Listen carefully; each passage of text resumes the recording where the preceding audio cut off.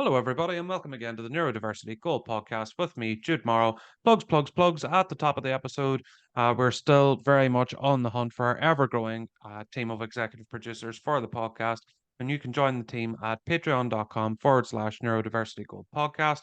And all your favorite episodes can be streamed and listened to on our podcast website, which is neurodiversitygoldpodcast.com. Don't forget to give us a big thumbs up, your ratings, wherever you are getting your podcasts. And for today's episode, my guest and I will hopefully be able to have a good, meaty conversation about COVID-19. It's something that we've avoided on the podcast for the last couple of years, and I think the time has come now to, really look back on it and reflect on the last couple of years and what it's done for the ND community as a whole. And I'm delighted to welcome today the founder of Autistic Spectrum IT and Saber Security Recruitment Initiative. It is a long-term friend of NTI, and that is Dan Brown. Dan, welcome, welcome, welcome. Thank you very much, Jude. Very happy to be here. And I'm delighted for you to be here too. And I know we've kind of been chatting on and off basically for the last few years ourselves anyway. And of course, before we get into the main kind of topic of COVID-19 and the impact on relationships that it's had over the last couple of years, I'd love to hear more about the Autistic Spectrum IT and Cybersecurity Recruitment Initiative. Yep, of course. I I can say that it's something which I have been working on for the last few years now, prior to the pandemic. It's something which really came to me as an inspiration, really, from people in my life at the time who really, I would say, made an impact on me, and in the sense that made me realize that when you are on the autistic spectrum for many years, the stigma, there's been the stigmatization, there's always been the sense of feeling a sense of shame, I Yeah. feel. And also, I think really after after meeting the after meeting this person again, it really made me take a hard look at myself and actually realize that, you can you can flip the coin to the other. You can flip the coin to the other side. You can either look at the side which is negative, pessimistic, very very demoralizing, or you could look at or you could look at it from a different angle and actually realize, Yeah. there's actually a lot more to offer than what is currently seen or currently viewed. So I decided really to take the initiative because I got inspired to to actually create it because I remember I was in a period of my life where I wasn't really sure how I was going to achieve what I wanted to achieve. I spent a few years out of the IT field because after graduating from university with an information systems degree, I was only ever able to find IT support. And what I can say about IT support, and I certainly don't wish to denigrate anyone who works in the field because I appreciate how tough it actually is, but I learned that it wasn't suited for people who are on the autistic spectrum. And research has actually shown that IT support was never really an ideal field for people on the autistic spectrum. And I think to sum it up in one word, whenever you received a call or whenever you received a case, it was because someone had a problem. And that, I think, over a period of time makes you question the sense of job satisfaction. But the IT field still interested me. And it, after a few years of working outside of IT, I discovered the topic of information security and cybersecurity and realized I had an interest in this, and this is something which I really think I could succeed in. And lo and behold, the more research which I did, it actually revealed that a lot of people who worked in information security and cybersecurity were on the autistic spectrum, and they were highly sought after because of the qualities that they brought to the field. And Yeah. certainly, despite that research, there were very few initiatives that actually existed to actually help get people in into the field because the way how I kind of got a springboard, I think, was because I was very fortunate enough to come across a guy by the name of Mike Spain, who is in charge of a group called Cyber, who are based in mainland Britain. I will just check and see if that's their name. Sounds very familiar, actually. Now that you say, I think you're right. I'm pretty sure you're right. And you know what? If any listeners are watching this, please just leave a comment under somewhere, and we'll make sure we have the right one somewhere in the show notes anyway. Yep, so I can confirm again after double checking because that's just a habit which I've started to utilize more in recent years. Yes, the Neurocyber group. I reached out to them, and they helped me get into a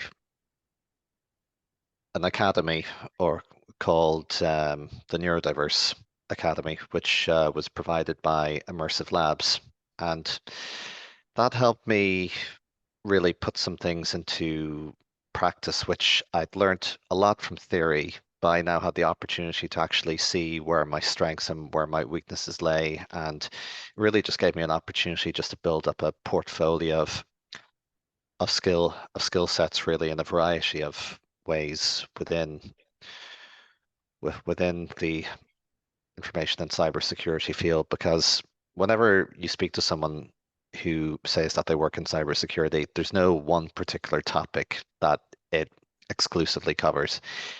There's a huge plethora of it that is available. And it gave me an indication as to what route I wanted to go down. And I can only say that thanks to them, it it allowed me to have the headspace, I think, really just to look on LinkedIn and see what groups existed for people who were on the autistic spectrum who wanted to work in the field. And interestingly enough, I wasn't able to find any at the time, and that allowed me to just take the initiative, create the group, and now it's nearly almost 300 strong with people across the world in a variety of organizations. And it's something which I really hope to utilize to bigger, better effect in the future because I think the tide, thankfully, now has started to turn after many years in the wilderness. Yeah, it has. And you know what? As you know, you see out there in the world, like there's a lot of like autistic people in, IT, cybersecurity, and you're right, it is such a huge broad area. And I did learn that quite quickly. The more I spoke to people like you and others, and what I wanted to get to was with this. Now, I mean, we're out the other side of COVID now. It seems kind of from a wider societal level that it's very much distant memory. And suppose I'd love to know what your thoughts are now, a couple of years on. Well, that's a very good question, and I can certainly say my thoughts are are like a lot of people at this moment in time would be what's actually happened, what has happened to us in the time that the pandemic officially was declared in March of 2020. What's happened to the relationships that we've had in our personal life? What's happened to the relationships that we've had in our professional life? And how is that impacting our own physical and even mental health, I should say? Because one of the things which I've personally noticed in certainly the last few months is that as we're coming out of this pandemic, I think we're only now starting to see the effects that's actually had on people from a psychological standpoint, because I feel that people are more distant. They're not as open, they're not as brave as they once were. And it, I think, really does impact on people because it'll certainly affect them from a personal standpoint because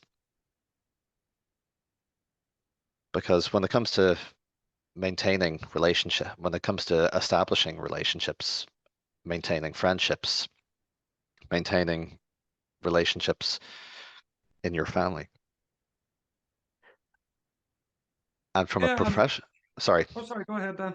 and also from a professional standpoint, I really feel that environments that have embraced the hybrid model are really through completely unintentionally are making their own environments very distant and affecting employees' relatability with one another.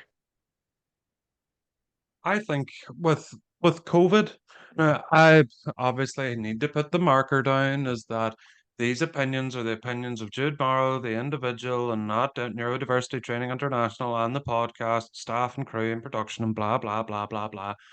But I got very, very frightened from a social point of view whenever COVID did come in. Now at the start, whenever, there was the news of this, terrible disease coming from China that originated in China and it was making its way over and lockdown had come and I suppose it was I mean the government needed to be seen to be doing something, but over time I suppose I got to the opinion that, you know, the cure being lockdown and restrictions became worse than the disease. And I mean, here in NI, right, is there was actually portals opened by like the police and stuff like that. And I mean, among the communities, there blossomed like an almost Scientology-esque snitching culture of people saying, oh, this person was out or this person was doing this or doing that.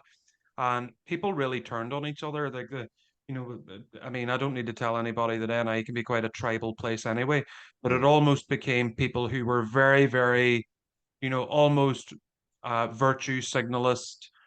Oh, we're doing the right thing, we're doing great, and everybody who doesn't do this is a selfish, evil person, and blah blah blah. And I mean, I would say COVID has probably been the most divisive issue, uh, and a global level.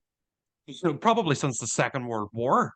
I mean, it got really, really bad. And I mean, when you look back on it now, the idea that people like, I mean, and as far as the, vaccines and stuff like that, very much believe in them. I got mine. And, to kind of deny people getting in pubs and restaurants and enjoying basic civil liberties for withdrawing their consent to have a medical procedure. I mean, it was a very extreme few years, wasn't it? I agree. So, and I'm very much of the opinion now that that policies certainly did a lot more damage than what the disease actually did, because obviously when things started out, there was there was a lot of genuine concern about the effects I was going to have if it became more widespread, particularly in the community, etc. And rightfully so, precautions need to be taken when such events materialize materialize.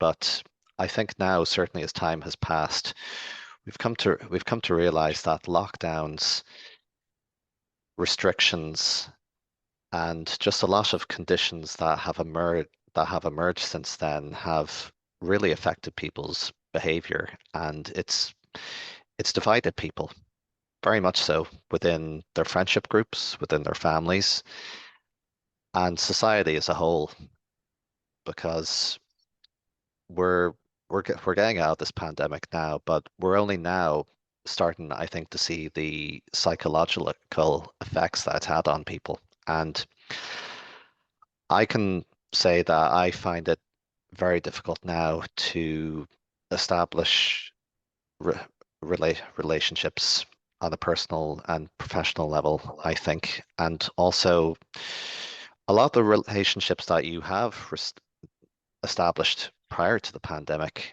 I feel like have become a lot more distant now. There are people who I've known for 3 years who I almost feel as if like I'm starting again with them completely. And even one person who I can say I've known for 3 years, and I just feel as if like now it's just almost completely starting again from scratch, and I don't really know where to begin. And you're right.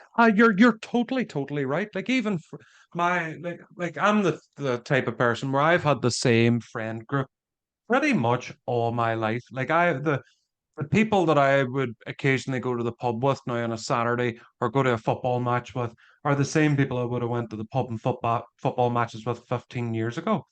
And I totally get that, like that feeling of starting all over again with people because I mean everything changed. Everything changed. And I suppose with the lockdown restrictions, they kept them going for 2 years. And it seemed to me that everything that the government did, I talk about here, like, the Tory government, even the government in the Republic of Ireland, everything that was brought in just seemingly made everything worse. Where whenever masks were brought in, covering people's faces, the disease still spread. Like trying to keep people indoors, the disease still spread. And even with the rule makers being the rule breakers as well. Like, I mean, in the Republic of Ireland, you had Golfgate, where the main kind of, I don't know exactly who, but, there was a meeting in a golf club that had a ton of them, not social distancing. We had our friend in the jungle, Matt Hancock, having his affair and everything else. And there was parties that were going on in Downing Street and everything else. And here's what scares me the most. Now, I am not belittling anybody who lost people to COVID throughout the whole journey, but there's always a bigger fish. Like, what if there is a really bad motherfucker of a viral disease or a bacterial infection? Like, I mean, we're talking TB or cholera too that comes. See, when the government say anything now, I would find it very, very hard to believe that anybody will ever listen to them ever again when it comes to a pandemic. Have you ever thought of that perspective? I, in my own opinion, think a lot of trust has eroded in in authority now when it comes to emergency management. And I certainly remember during the height of the pandemic in 2020, I'd go out for walks, and places there were places very close to where I lived who were still having parties, and it just showed really that there was a large element of society who were just going to continue on irrespectively, no matter what was going to be said, what was going to be done, etc. But what I can certainly say is that it the topic of trust, I think now on a wider societal level has been weakened significantly, and it's really difficult now, I'd say, to actually promote that as a virtue in a professional and personal standpoint, I think now. You're 100% right. And the exact term, like trust has eroded. And I dread to think the next emergency that comes to light, how will people deal with it? Because I thought the biggest threat now, from April of 2020 or March the 23rd is whenever, I suppose, lockdown started everywhere, UK and Ireland wide and most of Europe. Uh, it started then, but then whenever it crept into early the following year, certainly my opinion was, at what stage we be peaceful and get on with our lives? At what stage does that happen? And it just didn't seem to happen for a very, very, very long time. And although whenever you look back on it now, it seems like distant memory, but I can assure you that people's memories are long. And if there is another pandemic or epidemic or whatever, I would really, really struggle to see where and how people will listen. And even in the groups and forums, and I know you're in loads of them, I'm in loads of them as well, where people's routines were fundamentally broken. That's something that I really struggled with. And I suppose that's how I became really bitter because I have a very kind of set day and set way of doing things. So, and I don't know if you're the same, but I mean, kind of on an individual level, whenever it was lockdown, this is it. I mean, how did you cope with it? Well, I'll be honest, Jude, in that I really struggled with it in that I I'm very much like yourself in that I had set routines and the job which I have outside of my initiative, I was only in it about 4 months before the world I felt had completely turned upside down, and I was I felt as if like I was for the first time in my professional life and personal life beginning to fly because I was in a I was in a new job. I was meeting new people. I was making connections who I felt like I really gelled with. I was I was living the life which I had waited for many years. And then the pandemic happened. Everyone was then ordered to work remotely. But when we started working remotely, the lines of communication were still open, exactly as they were pre-pandemic. So everyone still felt connected. And although your routines were put on hold indefinitely, you still felt as if like you were able to relate to people, you were able to keep in contact. You still felt as if like the relationships that beg you had begun to build upon were still there. And towards the end of last year, when things were starting to exit out of this pandemic, Yeah. I can say that you felt a little trickle of hope finally coming through, like you were finally starting to see the light at the end of the tunnel. But as we entered into 2022 and people started becoming more mobile, I should say, and we were starting to come back to a sense of normality. We find ourselves now, I'd say, in what I can only just describe as a limbo, where you're half in, you're half out, but you you don't exactly know what you have. It's it's I suppose the best analogy I can give is the question of whether you see the glass is half full or half empty. The what I've always just said the glass is at the halfway point. And I just certainly feel like now that as we're in a limbo, particularly in what is often called hybrid environments, the best way how I can really describe it is that now you feel as if your personal life and your professional life, the environments that you're in are best resembling like an airport terminal or a bus station terminal in that there are people coming and going. You don't really get to see people. You don't really get a chance to talk to them. You you see people, but you never really have the time to really catch up, and you just feel as if like all the work and effort that you made over that period of time is just slowly slipping through your fingers, I think. And I can just certainly say that I find it heartbreaking because you do find people in your life who make such a huge impact on you. And, and particularly, I would say you only realize the impact that they've made quite late, quite late. And Mhm. then you feel as if like they're almost gone completely. And that is why I can say in some aspects, I feel like has happened to me personally as someone who's on the autistic spectrum. I can just certainly say that we need to we need to really have an opportunity to live life again as we once did before, where there's a possibility of enjoyment, there's the impossibility of progressing. And at this moment in time, it just feels very, very uncertain.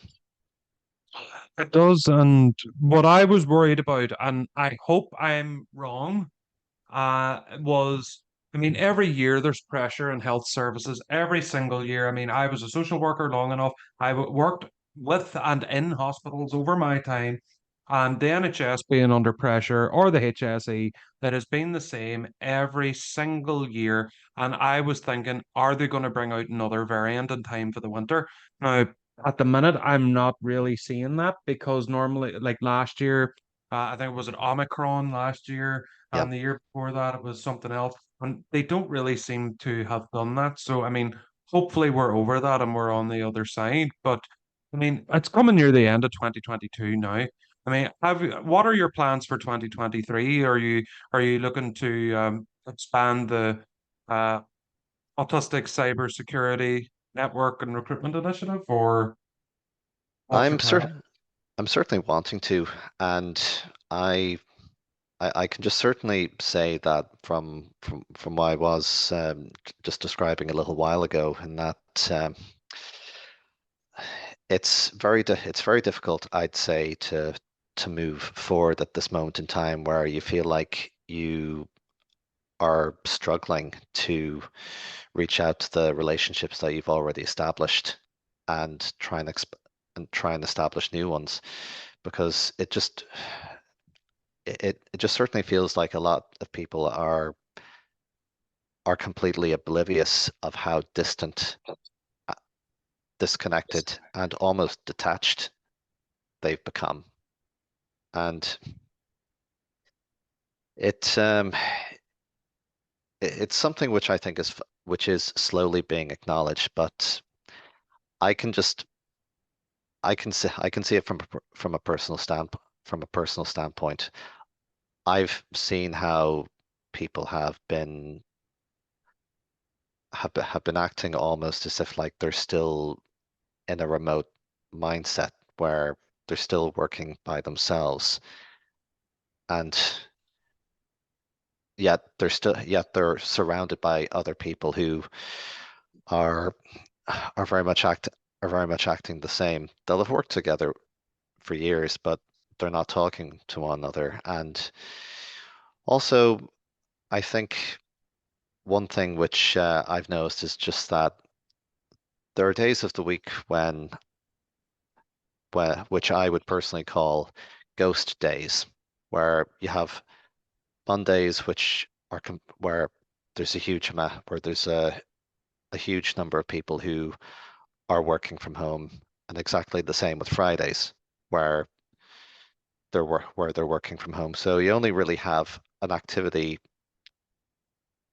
period of Tuesday to Thursday, which is quite overwhelming to say the least.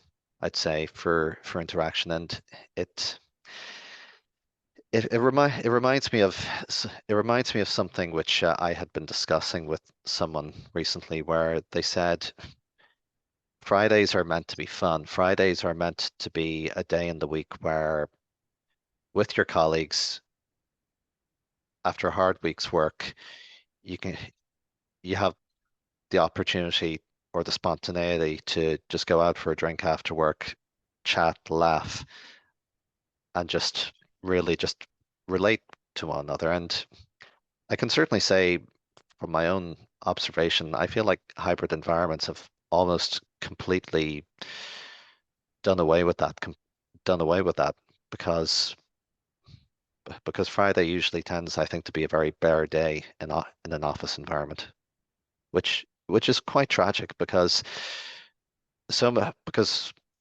I'm sure you can even I'm sure you can say this yourself. A lot of the best moments that people, irrespective of their generation, had were on Friday evenings. That's how their lives changed.